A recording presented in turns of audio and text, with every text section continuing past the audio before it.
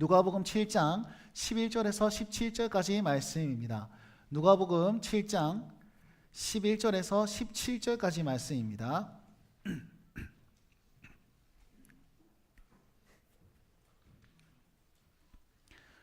누가복음 7장 11절에서 17절까지 말씀, 다 찾으신 줄 알고 한 절씩 교독하도록 하겠습니다. 제가 11절을 보겠습니다. 그 후에 예수께서 나인이란 성으로 가실새 제자와 많은 무리가 동행하더니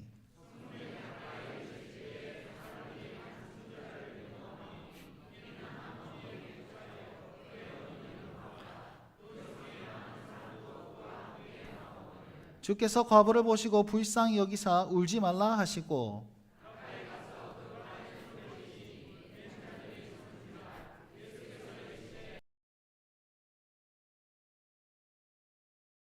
자가 일어나 앉고 말도 하거늘 예수께서 그의 어머니에게 주시니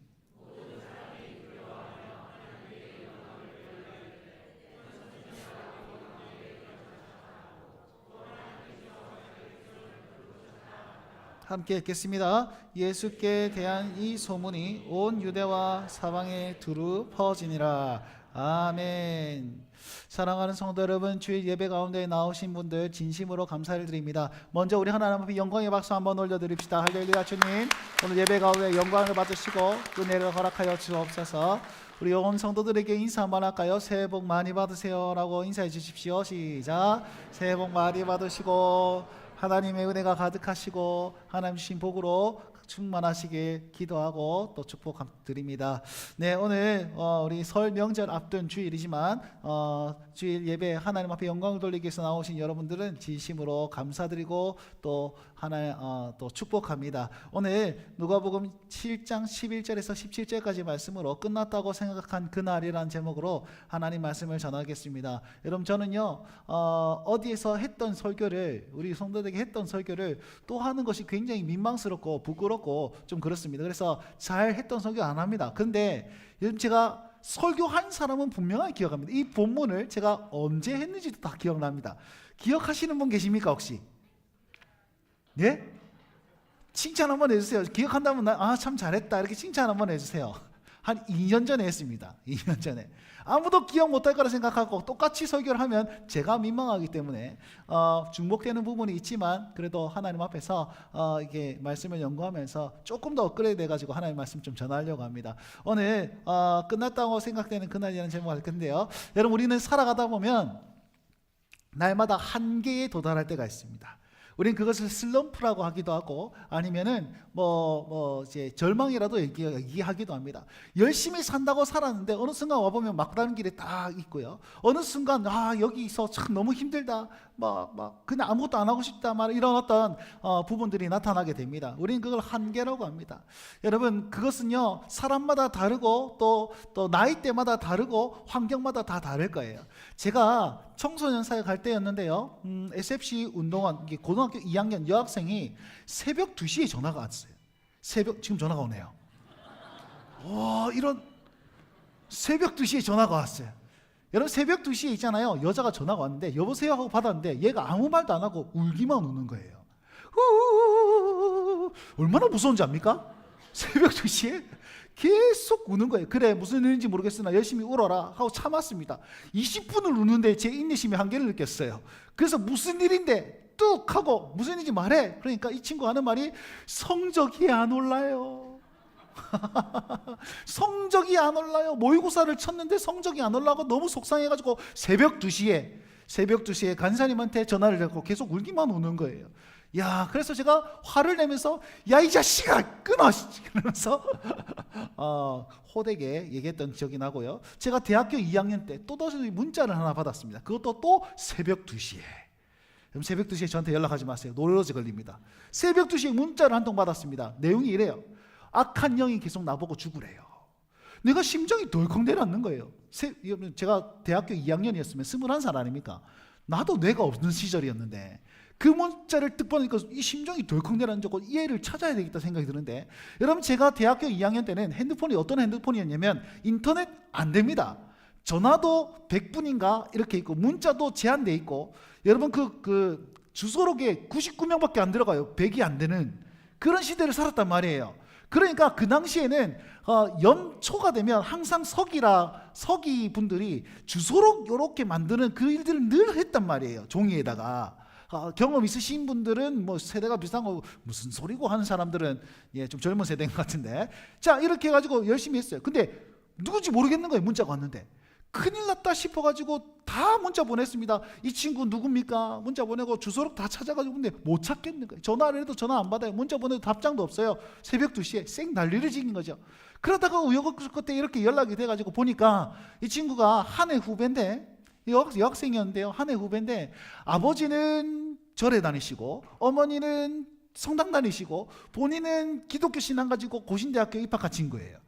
그러니까 그 안에서 굉장히 많은 갈등과 어떤 그 영적인 의미와 또 정신적으로 좀 스트레스가 많았나 봐요. 그러다 보니까 계속 그런 한계를 느껴서 누군가에게 얘기를 해야 되겠다 싶어서 그 새벽 2시에 저한테뿐만 아니라 여러 사람들한테 이렇게 문자를 보낸 거죠. 자 여러분, 이 두 사람의 얘기를 한번 봅시다. 어떤 사람은 성적이라는 어떤 환경 안에서 한계를 느꼈어요. 어떤 사람은 정신적 혹은 정신적으로 아니면 심리적으로 혹은 영적으로 한계를 느껴가지고 누군가의 손을 내밀기, 그런 어떤 제스처를 취합니다. 여러분, 우리는 어떤 한계를 가지고 있습니까? 우리 여기 있는 중고등부 친구들, 우리 유초등부 친구들, 얘네들은 한계가 없을까요? 한계가 없을까요? 뭐 여러 가지 한계가 있을 겁니다. 성적에 대한 한계, 공부에 대한 한계, 관계에 대한 한계가 있겠죠. 그럼 우리는 연세가 들면은요, 장년 되시는 분들, 건강하고 사업 열심히 하시는 분들, 여러분 한계가 없습니까? 노년분들은 한계가 없을까요? 모든 것을 다 통달해 가지고 인생 이만큼 살았으면 이건 이래 넘어가고 저건 저래 넘어가지, 그러고 사십니까? 아니죠. 여러분, 모든 그런 시대마다 세대마다 한계는 다 있을 것입니다. 여러분, 그때에 우리는 뭘 붙잡느냐가 우리의 인생의 승부처를 결정하는 것입니다. 여러분, 그리스도인들은 죽을 때까지 따라오는 것들이 있습니다. 죽을 때까지 따라오는 것 두 가지가 있습니다. 첫 번째는 죄입니다. 우리가 육체를 입고 있는 이 삶에는요, 늘 죄가 따라오게 되어 있습니다. 예수님을 믿어도 죄의 영향력 아래 있기 때문에 날마다 죄의 성향을 가지고 있는 우리의 모습을 발견하게 될 것입니다. 그리고 두 번째, 끝까지 함께하는 것이 있는데 그것이 뭐냐면 주입니다. 주. 우리 주님께서는요, 영원히 우리와 함께 하십니다. 믿으시지요? 그래서 있잖아요, 우리 죄와 주님이 늘 동행하는 인생이 우리의 인생이에요. 기독교인의 인생이에요. 그래서요, 어떨 때는 믿음이 다 든든하면 주님께 영향을 받아가지고 승리하며 나아갈 수 있겠죠. 근데 어떨 때는 마음이 무너지고 한계 안에 다다르면 죄의 영향을 받습니다. 그러면 죄악들이 뭐라고 말하는지 아세요? 그냥 내 한계 가운데 나는 인생이 왜 이래? 이거 왜 이래? 저거 왜 이래? 이러면 야이씨, 네가 똑바로 해야 될 거 아니야. 성적이 안 좋아요, 너무 힘들어요. 그러면 네가 공부를 해야 될 거 아니야. 사업이 안 돼요. 야, 네가 똑바로 해야 될 거 아니야. 우리를 탓하기 시작합니다. 그러면은 이 모든 환경이 다 내 탓 같고, 혹은 잘못되면은 네 탓 같아요. 남 탓 같아요. 내가 이렇게 된 거는 저 사람 탓이야. 내가 이렇게 된 건 요 사람 탓이야. 내가 이렇게 된 거는 대한민국 탓이야.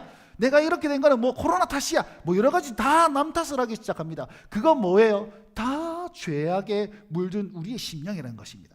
우리는 뭐에 영향을 받아야 되면 주님께 영향을 받아야 되는 것이지요.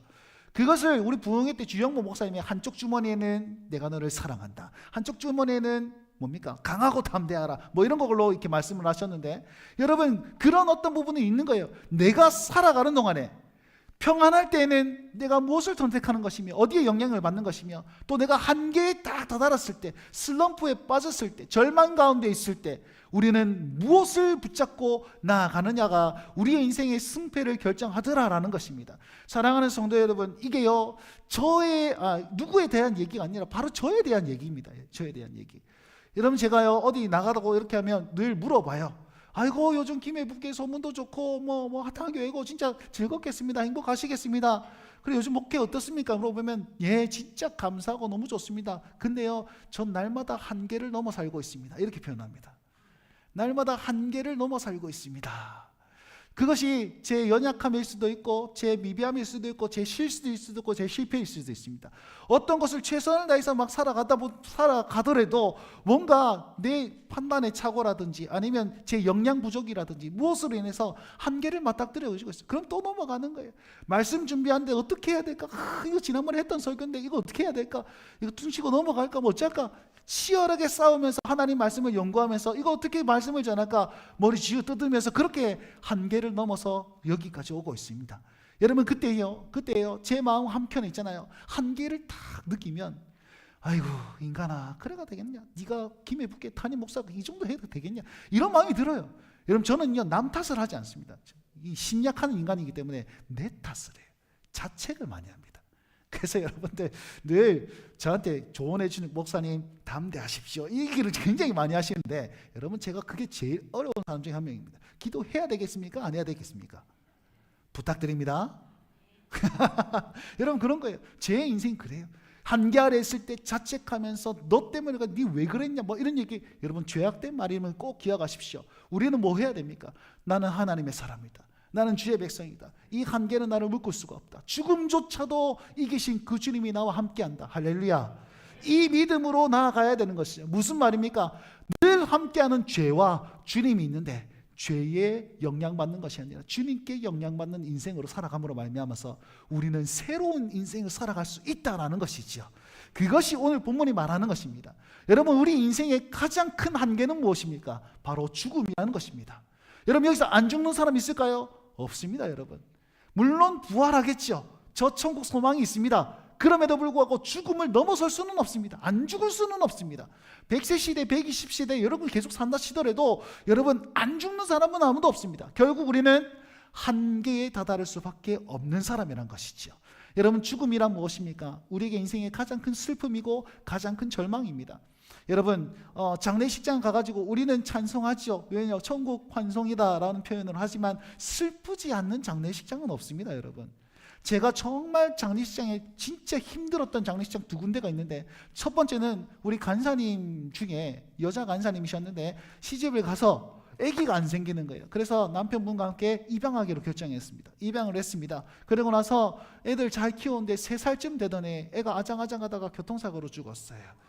너무 안타까운 거예요. 너무 힘들어 하셨어요. 그래서 우리가 간사님들이 다 이렇게 막 위로하고 그래도 잘 먹힙니까? 안 되는 거예요. 근데 나중에 좀 시간이 지나가지고 SNS에 그런 글을 올리더라고요. 나는 이제 죽음이 두렵지 않습니다. 나는 이제 죽음이 무섭지 않습니다. 왜냐하면 내가 죽을 때에 이 아들을 다시 만날 날이기 때문에 나는 죽음에 대한 걱정과 두려움은 없습니다. 오히려 기대와 소망으로 하루하루를 살아가렵니다. 이렇게 다 얘기하는 거예요. 믿음이 대단하지 않습니까? 그런데도 안 슬플까요? 너무 슬퍼하셨어요. 두 번째 어떤 장례식장은 제가 김해 북교회 말고 부산 북교회에서 사역할 때 저는 북이랑 연관이 많습니다. 부산 북교회에서 사역할 때에 진짜 중학교 2학년 친구가 탁 나왔는데 그 다음 주에 아버지가 돌아가셨어요. 이 아버지가 아파트 페인트 칠하는 것인데 누가 위에서 줄을 끊어버렸어요. 그래가지고 그 음악 틀고 이렇게 하는데 주민이 시끄럽다고 가서 끄는 거예요. 근데 자기가 튼 거 아니고 옆에 사람이 틀었는데 지줄을 끄는 거죠. 근데 이 가정 가보니까 어머니가 그러니까 와이프 되시는 분이 혼자서 외동이라 가지고 너무 슬퍼가지고 애를 5명이나 낳았어요. 진짜 3살짜리 그 막내 아이를 이렇게 안고 있는데 아버지는 죽고 옆에서 인터뷰하고 뭐 취재하고 난리가 난 거죠. 제가 거기에서 너무 마음이 무너지는 거예요. 여러분 그냥 사연이 있는 죽음이든 사연이 없는 죽음이든 여러분 장례식장이 이만큼 슬픈 겁니다. 그 장례식장이 이만큼 절망인 것이 바로 장례식장입니다. 지금 오늘 본문에 한 사람이 장례를 치르고 있습니다.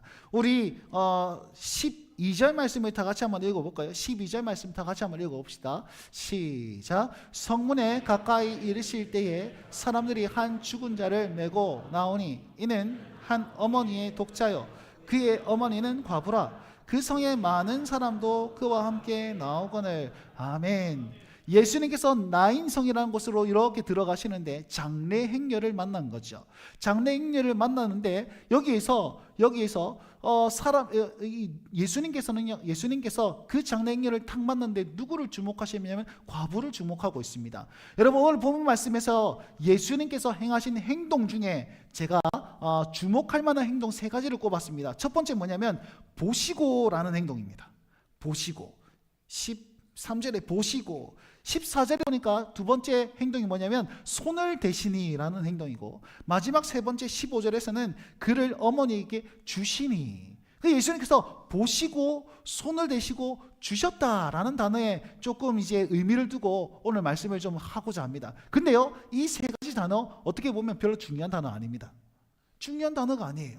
주목할 만한 단어가 아닙니다. 꾸며주는 단어입니다. 그럼에도 불구하고 이 단어 속에서 우리에게 예수님이 이런 분이시다라는 사실을 알려주고 있는 것입니다. 오늘 12절 읽었지만 12절 보십시오. 예수님께서 장래 행렬을 딱 만났는데 누구를 보셨냐면 과부를 보십니다. 여러분, 만약에 장례시장 가면 누구를 제일 먼저 봅니까? 무엇을 제일 먼저 확인합니까? 죽은 사람을 볼 거예요. 저분이 지금 몇 세에 돌아가셨느냐? 어떻게 돌아가셨느냐? 뭐 직업이 무엇이냐? 뭐 이런 거를 볼 겁니다. 그러면은 이 사람이 뭘 했고 저걸 했고 이런 병으로 아니면 뭐 이렇게 사고로 이렇게 돌아가셨구나, 상주를 만나서 이런 얘기들을 물어보지 않습니까? 근데 지금 예수님께서는 뭐를 지금 주목해 보시냐면 이 누가가 예수님께서 장례인을 딱 만났는데 그 고인에 대해서, 그 청년에 대해서 알아본 게 아니라 이는 한 어머니의 독자요, 어머니의 독자다, 이렇게 얘기하고 있죠. 그리고 그의 어머니는 과부다. 누구에게 집중하고 있습니까? 지금 어머니에게 집중하고 있는 거예요. 과부가 된 어머니에게. 그리고 그 아들은 독자였어요. 독자를 잃은 그 어머니에게 집중하고 있는 겁니다. 여러분, 독자를 잃었어요. 자녀가 아무도 없습니다. 그리고 남편도 없대요. 여러분, 이 사람은 지금 너무나도 큰 절망 가운데 있겠죠. 실의 가운데 있을 겁니다. 극심한 슬픔 가운데 있을 겁니다. 그리고 이 사람은 과부다라고 얘기하고 있습니다. 여러분, 과부는요, 이 당시 과부는 진짜 살아갈 형편이 안 되는 사람입니다.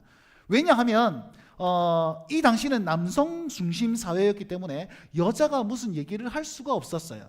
사람 취급을 사람 안에 숫자에 포함도 안 되는 그런 시대였단 말이에요. 그래서 이런 겁니다. 예를 들면 이 여인이 예를 들어 아파서 병원에 갔습니다.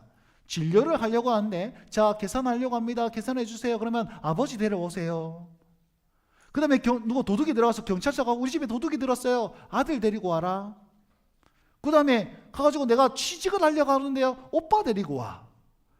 여인으로서는 말에 힘이 없던 시대였단 말이죠. 남성이 가가지고 이 사람을 이렇게 할 겁니다, 저렇게 할 겁니다 해야 되는데, 지금 아빠도 없고 오빠도 없고 아들도 없는 그런 상황 가운데 있는 겁니다. 이 사람 어떻게 살아야 될까요? 이 사람 취직도 안 돼요. 억울함을 풀지도 못해요. 재판도 못해요. 아무것도 못합니다. 유일하게 할 수 있는 것, 추수 때에 나락을 줍는 것밖에 할 수가 없어요. 이 율법에 그렇게 되어 있습니다. 그러니까 앞으로 어떻게 살아갈지 막막한 인생이 바로 지금 과부가 된 사람이죠. 슬픔이 닥쳤는데 이제 내가 어떻게 살아가야 되지? 막막한 인생, 소망이 없는 인생 가운데 살아가고 있습니다. 그리고 종교적으로는 그 당시 사람은요, 과부가 딱 있어요. 종교적으로 어떻게 해석하냐면, 저 여자가 무슨 죄를 지었길래 남편도 죽고 아들도 죽고 왜 과부가 되냐, 무슨 분명한 하나님 앞에 죄가 있을 것이다, 이런 시선으로 바라보는 거예요. 이런 시선. 그러니까 어딜 가나 죄인 취급당하는 거죠. 이 장래인예를 아이고 하고 슬퍼는 하고 있으나 사람들은 내심 한켠에, 그래 무슨 죄가 있으니까 저런 짓을 했지, 저런 인생이 되지. 우리도 그렇게 해석하지 않습니까? 그게 큰일 납니다. 위험한 겁니다. 가가지고 뭐 아파요, 사업이 잘 안 돼요, 뭐가 안 좋은 일 있어요, 하나님 앞에 무슨 죄가 있을 거야, 이렇게 하면 골치 아픈 겁니다. 여러분, 그거 아닙니다. 그건 인생이 그런 겁니다. 인생이 죄악된 인생이기 때문에 우리는 항상 슬픔과 한계 가운데 맞닥뜨려진다라고 해석을 해야지, 내가 뭐 잘못했기 때문에, 물론 하나님께서 치실 수는 있습니다만 그걸 그런 식으로 해석해서 사람을 몰아세우면 안 된다는 것이죠. 우리 주님, 이 당시 사회는 그렇게 보았습니다. 이 과부를요. 근데 예수님은 어디에 주목하고 있습니까? 예수님은 그렇게 과부를 바라보시는 것이 아니라, 예수님은 그 과부의 중심, 그 과부의 형편, 그 과부의 마음을 이해하시면서 뭐라고 말씀하고 있습니까? 불쌍히 여기사 울지 말아라 라고 말씀하고 있는 것입니다. 13절 말씀을 다 같이 한번 읽어봅시다. 13절 읽겠습니다. 시작. 주께서 과부를 보시고 불쌍히 여기사 울지 말라 하시고. 아멘. 과부에 뭘 보셨다는 겁니까?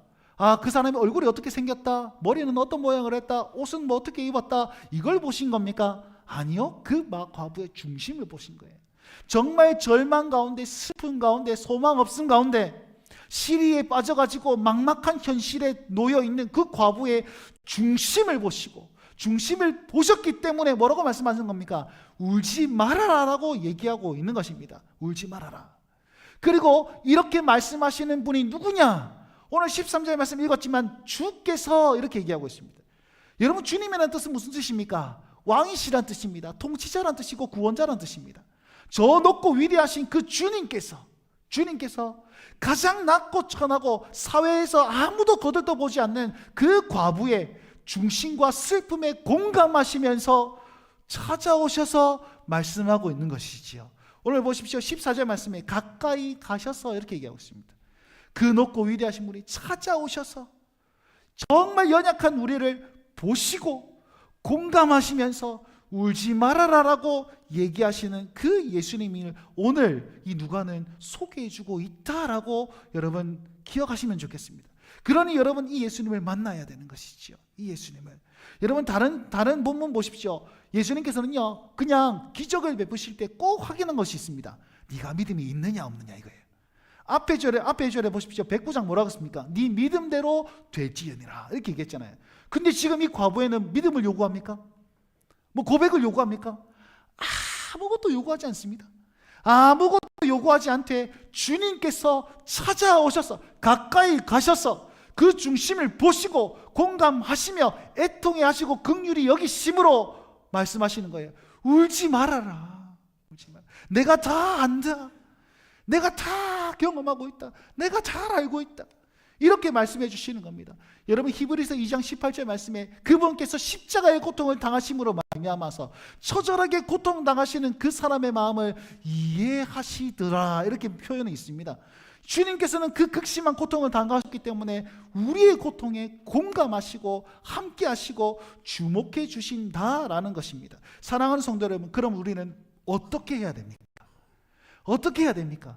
내가 열심히 뭘 애써야 됩니까? 내가 이거 해야지 저거 해야지 이걸 타개하기 위해서 이렇게 해야지. 물론 노력은 하셔야 될 겁니다. 그럼에도 불구하고 우리의 중심 가운데 너 탓이야 네 탓이야 제 탓이야 이거 탓이야 라는 그런 말에 귀 기울이지 마시고 나와 영원히 함께 하시면서 찾아와 주시면서 내 중심을 헤아리시고 공감해 주시는 주님을 구하시길 바랍니다.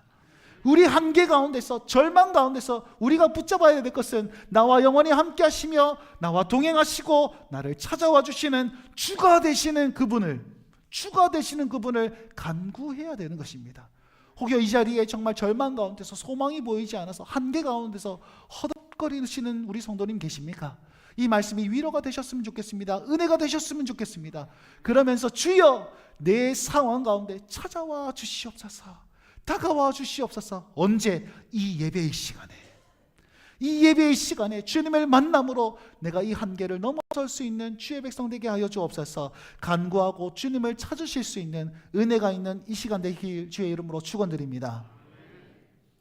두 번째 한번 보십시다. 14절 말씀을 다 같이 한번 읽어볼까요? 14절 말씀 읽겠습니다. 시작.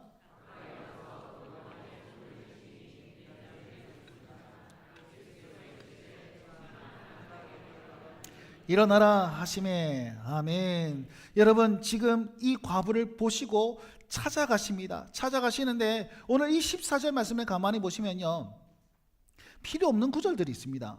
가까이 가서 그관에 손을 대시니 맨 자들이 서는지라. 요거 싹 빼보세요.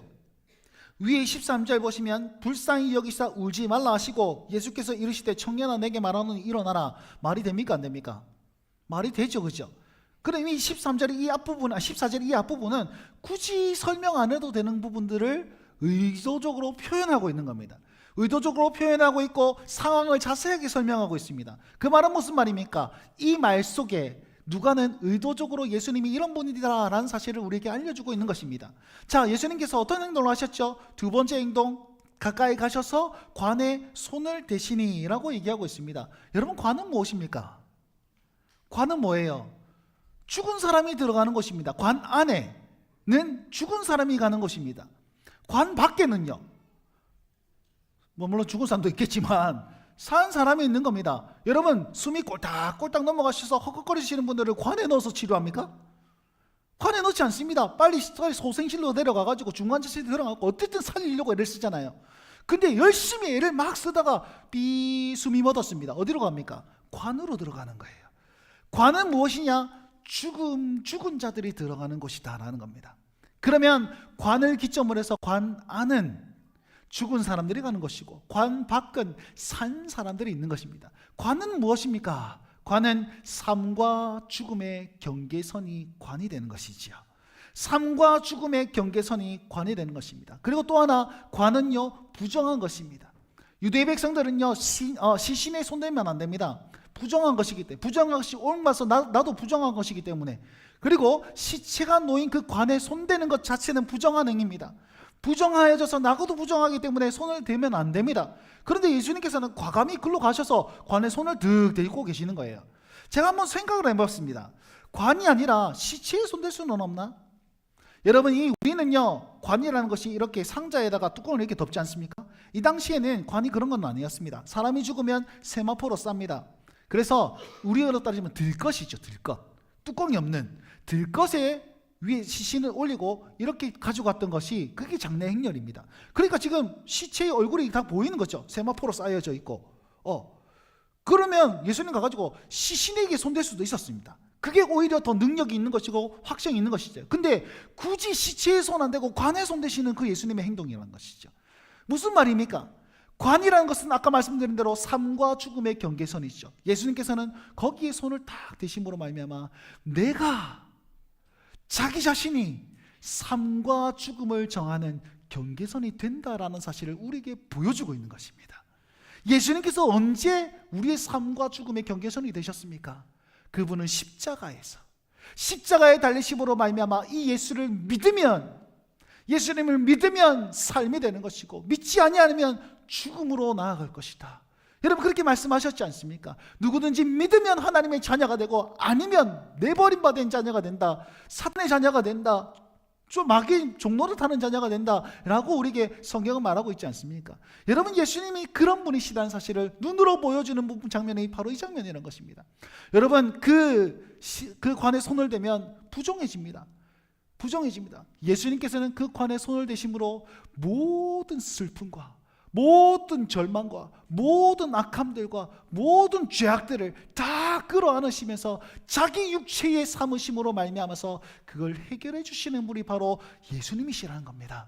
그분이 십자가 위에서 우리의 모든 슬픔과 좌절과 고통과 한계를 다 안으셨어요. 죽음조차도 안으셨습니다. 죽음조차도 않으시고 그것을 다 해결해 주심으로 말미암아서 내가 너의 한계에 손대고 내가 너의 죽음에 손대고 내가 너의 관에 손대어서 내가 너의 것들을 내가 다 끌어안겠어. 내가 다 해결해 주었어. 그러니 너는 한계 가운데 허덕이지 말고 새로운 삶을 살아가라. 여러분, 이것을 눈으로 보여주는 장면이 14절의 장면이라는 것입니다. 사랑하는 성도 여러분, 예수님 믿으십니까? 그럼 이 예배의 시간에 찾아오셔서 여전히 헛헛거리는 우리 인생 가운데 손대시는 주님을 만나시길 바랍니다. 싹 손대심으로 말미암아서 괜찮다, 울지 말아라. 내가 다 감당하고 있다. 내가 너의 슬픔을 안다. 내가 너를 새롭게 할 수 있다. 찾아오셔서 만지심으로 말미암아 회복시켜 주시는 그 예수 그리스도의 십자가를 기억하시라고요. 여러분, 우리가 그 은혜가 있으셔야만 돼요.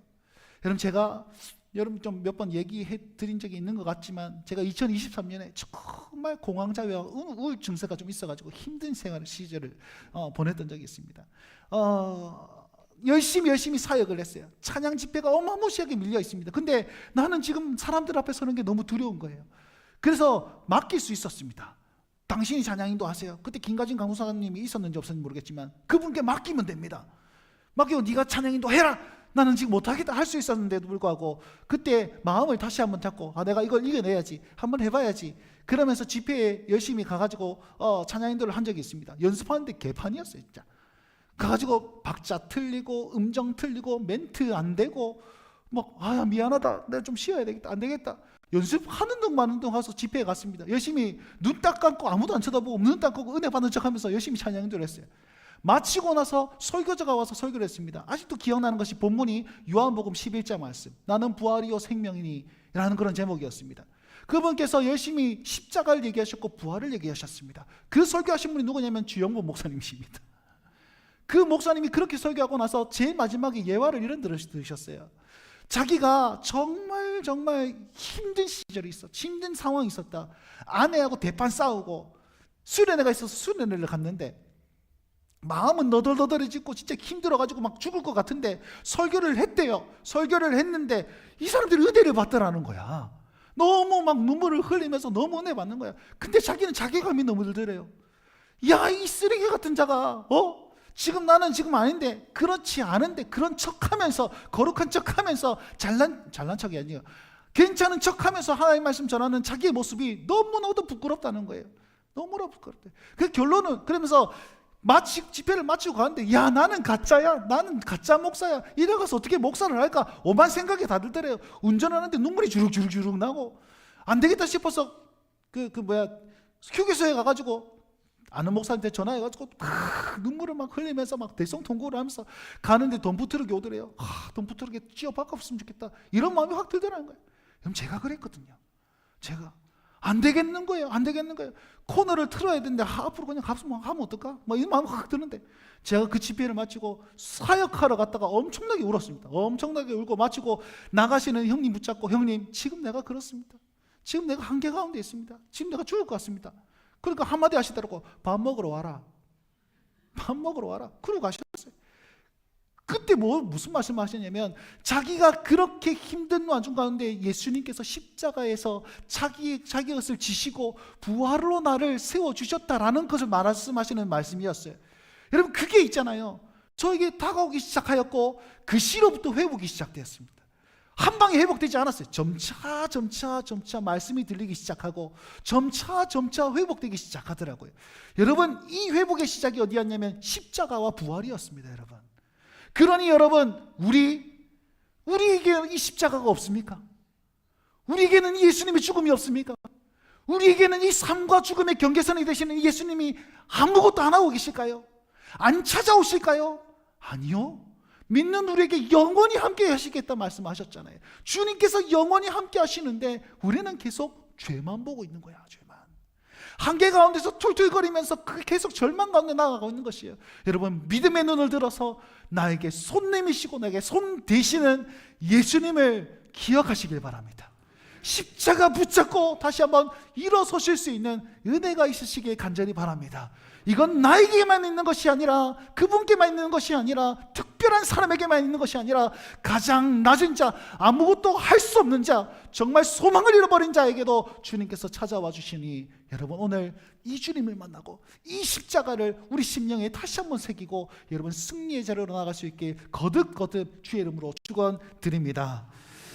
자, 여러분, 그래서 우리는 무엇 해야 되는지 아십니까? 23절 말씀을 다 같이 한번 읽어봅시다. 23절입니다. 읽겠습니다. 시작. 누구든지 나로 말미암아 실족하지 아니하는 자는 복이 있도다 하시니라. 아멘. 실족하지 않는 거예요. 예수님으로 말미암아 실족하지 않는 것이 필요합니다. 무슨 말입니까? 기도하면 뭐가 돼? 예배 참석하면 뭐가 돼? 십자가, 목사님 그렇게 하면 십자가 어떻게 합니까? 십자가 여기 찍으면 됩니까? 뭐 어떻게 합니까? 사업장에다가 십자가를 꽂으면 그 사업이 잘 됩니까? 성적표에 십자가를 열심히 그리면 막 답이 보입니까? 그런 말 아니잖아요. 십자가가 능력이라고 말씀했는데 이 마음이 안 믿어지는 거야. 왜요? 낙심했기 때문에. 무엇에든 낙심했기 때문에 예수님이 안 보이기 시작하는 거예요. 낙심하지 말아야 하는 겁니다. 이 상황은 지금 이렇습니다. 여러분, 18절 이후에 세례요한이 등장해요. 세례요한이 지금 감옥 안에 있습니다. 감옥 안에 있어가지고 이 감옥에서 소식을 듣잖아요. 여러분, 세례요한이 얼마나 믿음이 좋았습니까? 예수님의 사촌 형이죠. 6개월 일찍 태어난. 그분의 신발끈도 풀기를 내가 감당하지 못하겠나이다. 그분은 성령으로 세례를 줄 것입니다. 그분은 흥하여야 되고 나는 쇠하여야 되다. 쇠하여야 합니다. 보라, 세상 죄를 지고 가는 하나님의 어린 양이시로다. 그렇게 증언하고 증명하면서 그렇게 메시아임을 나타냈는데 예수님 하고 다니는 소식을 감옥 안에서 듣는 거야. 마음에 의심이 생기기 시작하는 거예요. 야, 진짜 맞나? 내가 낚인 거 아니냐? 그래서 제자 2명을 불러가지고 면회 와라 이렇게 하고 불러가지고 예수님께 찾아가라. 가서 물어봐라. 당신이 진짜 맞습니까? 아니면 우리가 오실 그 일을 다시 한번 기다려야 됩니까? 물어봐라 라고 해서 간 거예요. 갔더니 당신이 진짜입니까? 했더니 예수님께서 뭐라고 말씀하시냐면 우리 22절 말씀을 다 같이 한번 읽어봅시다. 22절 읽겠습니다. 시작. 예수께서 대답하여 이르시되 너희가 가서 보고 들은 것을 못 걷는 사람이 걸으며 나병 환자가 깨끗함을 받으며 귀먹은 사람들이 들으며 죽은 자가 살아나며 가난한 자에게 복음이 전파된다 하라. 아멘. 이 말씀은 메시아 예언이 쓰여진 이사야서의 말씀입니다.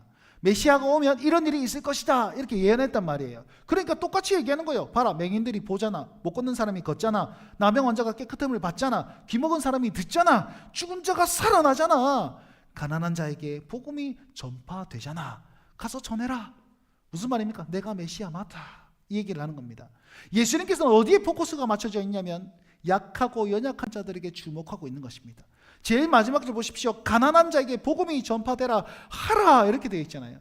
지금 가난한 자 누굽니까? 오늘 이 본문 말씀에는요, 과부 아무것도 하지 못하는 그 과부에게 예수님께서는 집중하고 있습니다.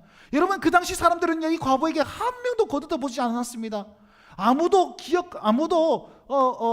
신경 쓰지 않았습니다. 우리 보시면 16절 말씀 한번 보십시오. 16절 말씀 다 같이 한번 읽어봅시다. 16절 읽겠습니다. 시작. 모든 사람이 두려워하며 하나님께 영광을 돌려 이르되 큰 선지자가 우리 가운데 일어나셨도다 하고 또 하나님께서 자기 백성을 돌보셨다 하더라. 아멘. 여러분, 뭐라 그러냐면 하나님께서 자기 백성을 돌보셨다 하더라 라고 얘기했는데, 유대인들의 입장에서 자기 백성은 누굴까요? 아까 말씀드렸던 여인은 사람 수에 속하지 않는다고, 여자는 제외, 그 다음에 이방인 제외.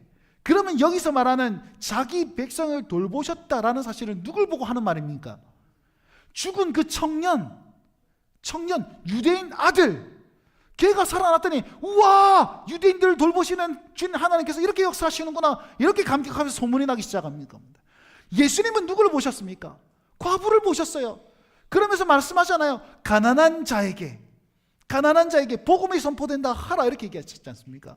여러분, 그래서요, 예수님은 과부에게 집중하시면서 15절 말씀 보십시오. 15절 말씀. 죽었던 자가 일어나 앉고 말도 하거늘 예수께서 그를 어머니에게 주시니. 여러분, 아들이 살아났습니다. 엄마에게 갈까요? 옆집 아줌마에게 갈까요? 당연한 것 아닙니까? 당연히 엄마에게 간다 아닙니까? 근데 굳이 예수님께서 그를 데리고 왔고 엄마에게 주었다라는 말을 함으로 말미암아서 그 과부에게 소망을 주시고 살아날 힘을 허락하여 주시고 미래에 살아갈 길을 허락하여 주시는 장면으로 이렇게 끌고 왔고 데리고 가라라고 그렇게 표현해 놓고 있는 것입니다. 여러분, 예수님 어떤 분인지 아세요? 이런 분입니다. 아무도 거들떠 보지 않아요. 우리에게 손가락질합니다. 네 탓이잖아, 네가 잘못했잖아, 네가 이렇잖아 저렇잖아, 그렇게 이해하는 그런 어떤 사회 속에 살아가고 있습니다. 여러분, 우리 또 명절에 가서 만나면 우리 분명히 이 아이들이 얘기할 겁니다. 그래, 우빈이 공부는 잘하나? 공부 잘하나? 성적 잘 나오나? 몇 등 하나야? 우주 찔리나? 네. 그렇게 물어볼 겁니다. 그러면은 옆에서 엄마가 얘기하죠. 공부 잘합니다. 공부 잘합니다. 아주 그냥 맨날 공부합니다. 이를 바닥바닥 하면서 얘기하겠죠. 우리 청년들에게는 그래, 취직은 했나? 시집은 가나? 언제 장가 갈래? 여러분, 그런 많은 소리 들을 겁니다. 그럼 어떤 마음이 들어요? 그래, 인생이 그렇지. 아이고, 공부도 못하고, 에이씨. 그 말, 사탄아 물러가라. 사탄아, 저는. 우리 많은 부정적인 말들이 들릴 것입니다. 인생 상황은 우리 계속 몰아갈 겁니다. 여러분, 예수님이 기억하세요. 주님께서 같이 울어주시고 한계를 회복시켜, 한계를 넘어서 우리에게 부활로 허락하십니다. 그리고 나서 여러분, 아까 전에 14절 말씀 보세요. 관에 손을 대시니 맨 자들이 서는지라. 메고 있던 자들이 섰어요. 죽음의 행렬이 가다가 예수님께서 손을 딱 대시니 죽음의 행렬이 멈춘 거예요. 멈추고 그 사람들의 입에서 무슨 말이 일어납니까? 무슨 말이 나타납니까? 하나님을 두려워하고 하나님께 영광을 돌려 큰 선지자가 우리 가운데 일어났도다. 죽음의 행렬에서 아이고 아이고 아이고 아이고 우는 사람들이었습니다. 근데 갑자기 예수님께서 손 대시니까 멈춰 서고 그것이 영광의 자리로 바뀌더라는 겁니다. 여러분, 이 역사를 행하시는 그 하나님, 그 예수님, 그 주님을 만남으로 말미암아서 어떤 사람이 회복돼요? 아무것도 할 수 없는 사람이 회복되고 위로받기 시작하는 거예요. 이게 우리의 인생입니다. 이게 그리스도의 인생입니다. 여러분, 우리가요 실족하지만 않으면, 우리 의심하지만 않으면 하나님 이것도 됩니까? 이래가 됩니까? 기도하면 됩니까? 뭐 하면 됩니까? 실족하지만 않는다면 우리는 이 예수님을 만남으로 말미암아서 우리는 다시 한번 일어났고 우리의 삶의 죽음의 행렬이 멈추고 영광의 고백으로 다시 한번 나타나게 될 줄 믿으시기 바랍니다. 이거예요. 우리의 살아가는 삶은 이런 겁니다. 여러분, 그렇게 살아갈 수 있겠습니까? 우리가 해야 될 건 무엇입니까? 주님을 찾고, 주님 찾아와 주십시오 라고 구하고, 죄의 소리에 귀 닫고 주님이 함께 하심의 그런 은혜를 누리면서 주님의 말씀 들으면서 그 십자가를 기억하면서 다시 한번 한계를 딛고 도전하며 주님과 동행하는 그 길을 걸어가셔야 된다라는 것이지요. 꼭 기억하십시오. 주님께서는 우리를 보고 계십니다. 우리의 중심을 보고 계시고 한계를 보십니다. 그리고 그 한계의 손대심으로 말미암아 생명으로 바꿔주시고 사망의 행렬에 그 절망의 행렬을 끊어주십니다. 그리고 우리에게 돌려주심으로 말미암아서 아들을 돌려주시듯이 살아갈 힘을 허락하시고 소망을 허락하십니다. 그러니 여러분, 주님 의심하지 마세요. 그 믿음 의심하지 마세요. 낙심치 말고 주님 붙잡고 여러분, 이번 한 주 승리하며 하루를 또 한 번 승리하고 그렇게 기쁨으로 사시고 복음으로 행복하실 수 있는 우리 온 성도들이 되시길 주의 이름으로 축원드립니다. 이 시간 찬양하며 나아가십시다. 하나님, 그 예수님을 오늘 만나야 합니다.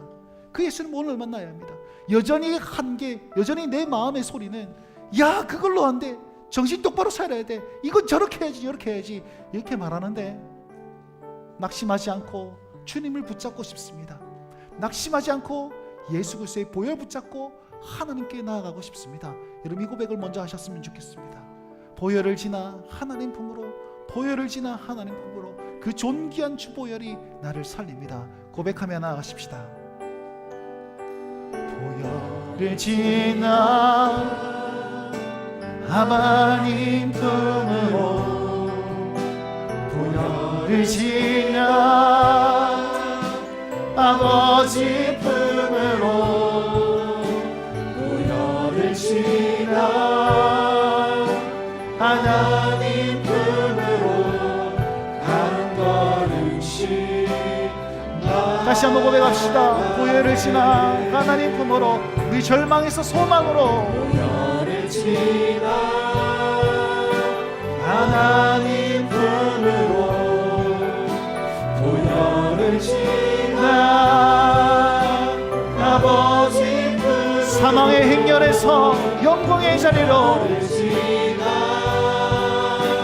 하나님 그 십자가 붙들고 한 걸음씩 나아갑시다. 나아가네. 존귀한 주보혈, 존귀한 주보혈이 내 영을 새롭게 하시네. 존귀한 주보혈,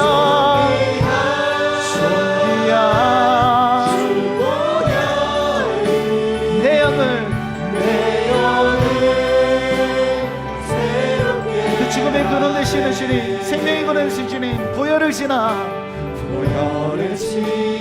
이 십자가를 지나 생명으로 나갑시다. 보혈을 지나 아버지 품으로, 보혈을 지나 하나님 품으로 한 걸음씩 나아가. 존귀한 주보혈이, 존귀한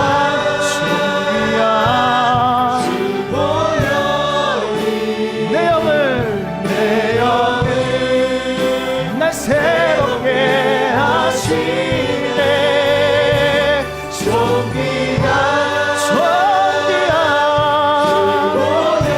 주님의 보혈이 내 영을 새롭게 존귀한 주 보혈, 그 십자가의 보혈이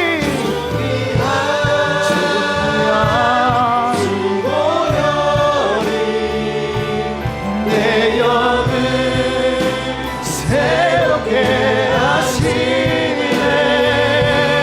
존귀한 주 보혈이 내 영을 새롭게 하네. 기도합시다. 말씀을 기억하며 기도합시다. 주여 나를 주목하여 주시옵소서. 내가 절망 가운데 있습니다. 한계 가운데 있습니다. 내게 주목하여 주시고 찾아와 주시옵소서.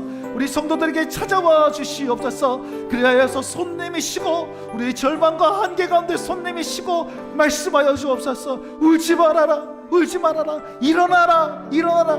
그래 말씀하시는 주님을 만남으로 말미암아 우리에게 소망 가운데 나아갈 수 있는 은혜가 있게 하여 주시옵소서. 우리 온 성도들에게 그 은혜가 있게 하여 달라고 이 시간 주의 이름 크게 한번 부르고 기도하며 나가십시다. 주여, 주여, 오 주여. 기도하오니 바라보니 소망을 위해 나아가오니 찾고 구하며 나아가오니 하나님이여 도우소서. 하나님이여 역사하소서. 하나님이여 함께하여 주시옵소서. 아버지, 아버지, 우리 안에 함께하시는 주님을 만납니다. 그 주님의 음성 듣습니다. 하나님 새롭게 나아갈 수 있는 힘을 허락하시고 새로운 은혜 가운데 아버지 충만하게 나아갈 수 있도록 아버지 역사하여 주시옵소서.